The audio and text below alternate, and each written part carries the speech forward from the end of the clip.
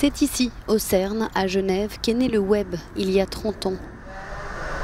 En mars 1989, un informaticien britannique, Tim Berners-Lee, invente ce qu'il appelle le World Wide Web, un nouvel outil de partage à l'époque, incontournable aujourd'hui, que l'ingénieur a d'emblée conçu pour être mondial.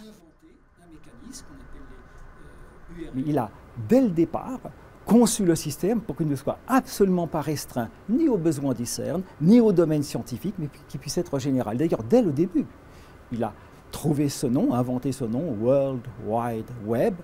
C'est pas venu 2 ans après, c'est dès le début, en 87-88, qu'il a inventé ce nom. Donc dès le départ, la dimension planétaire était présente.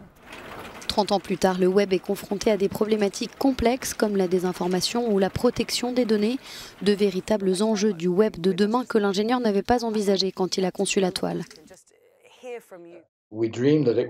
On a rêvé qu'il s'agirait d'un levier démocratique, ce qui a été le cas jusqu'à un certain point.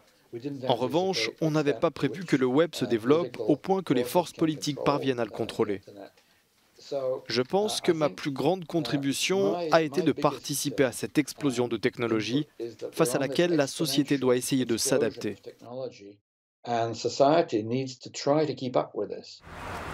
Pour que son invention ne devienne pas un monstre incontrôlable, Tim Berners-Lee veut créer un contrat pour le web. Répondre aux inquiétudes sur les ventes des données personnelles sans le consentement des usagers est devenu l'une de ses priorités.